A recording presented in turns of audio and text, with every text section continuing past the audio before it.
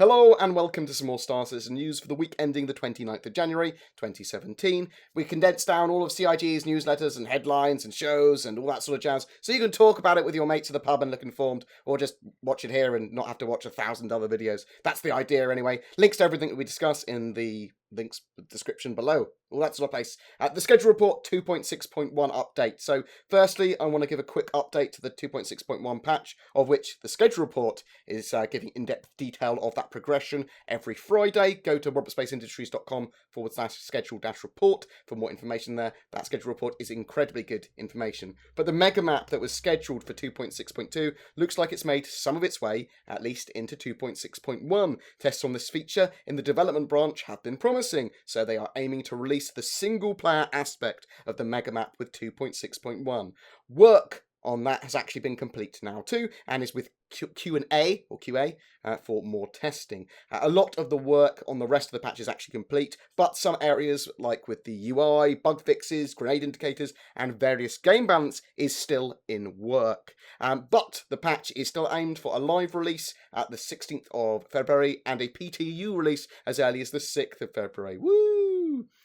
Newsletter stuff. So the newsletter was pretty scarce of stuff that I would use as like distilled information, but there was a cool sneak peek of the Crusader Moon Selin, which looked actually pretty beautiful, and is the youngest sibling of the children's morality tale A Gift for Baba, who is portrayed as a stewing with anger moon. So like volcanoes on this moon is the idea. Dormant volcanoes though. So yeah, check that out. I think that looks pretty cool. In around the verse, they talked about a few things here, but more kind of that is useful information. The Misk Razor is being worked on and in the white box stage. The Drake Caterpillar and Herald are getting some further VFX polish and looking pretty awesome. Service outposts, this was actually pretty cool, have been more fleshed out now, and there's some nice bits that we get to see on them, pass-bys of them. They're looking forward to actually dropping them in the verse, and I'm looking very much forward to 3.0 if this is the sort of stuff we're going to be getting in there. Engineering intelligence. So this was the main part of 8TV this week. They were looking at AI, and it was a big, long interview with Tony Z. Some juicy info I picked out will follow here. Subsumption is part of the mission system. We're going to have similar missions to what we've previously seen, but with a more algorithmic component too. So they're going to be different and varied and lots of different locations, and even similar missions will be different and have different modules and bits attached. Larger missions can be broken down into modules as well and reused to give us more variation and change. For Alpha 3.0, NPCs will start to move around and make the verse feel more alive, and we'll also be encountering AI ships in space for encounters and lots of things to do there. In the future, multi-crewed NPC ships won't be fully sim-citizen simulated, so there will be ways that they do stuff with those huge NPC ships that weren't necessarily like going down to every individual crewman.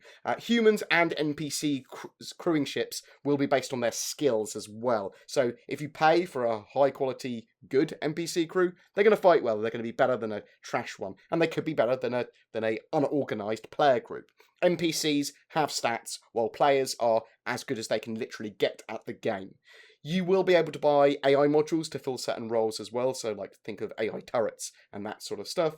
NPCs will track player reputation and react differently to you based on your past interactions, jobs you've done with them, your reputation as a whole, all that sort of jazz. The hope is to eventually have quite a complex system that can react, track, and make your experience more immersive.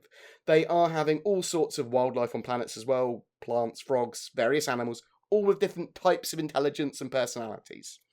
And that was kind of it for the most part of ATV. Happy Hour, though, gave us some extra bits and bobs. This was on Friday with my friend, Bristol Boy, as a featured streamer there, as well as Josh Herman, the character art director. And he did us some cool bits and bobs. The Xi'an are humanoid with a reptilian edge, as we've already seen. They are looking at cloth physics. They're probably going to add capes to the game, as well as lots more clothes. Armor's quite complex and can take a long time to create characters with armor and armor for characters, basically. Costumes are given themes to help place them in the verse when they kind of give them to the art guys. They are also working on customization and accessories like goggles, facewear, piercings, and hats.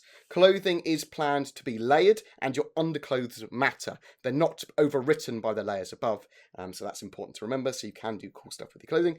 No ETA on the female model currently. They are, however, working on variant animations for it, as they are with the male model. Some clothes is built to be worn by everyone. There are certain items that will be restricted by gender, though. And they are getting 30 styles of hair for customization into the game, at least to start with. There is going to be facial hair at some point. They're currently working on facial hair for Squadron 42, and they want it to be as best as it can be before they get it into players' hands. They want to have tattoos as well for customization, and different armor will have different stats, types, suitability, protections from different things, and item kind of slots and all that sort of jazz as well. And that was kind of it for this week's news. Anyway, guys, please don't forget to like and subscribe, as it really does help me. Commenting on any of our Star Citizen content during a given week gives you a chance to win a ship for the month of January. That is an Avenger Titan. Please, as I said, don't forget to like and subscribe, and I will see you in the verse.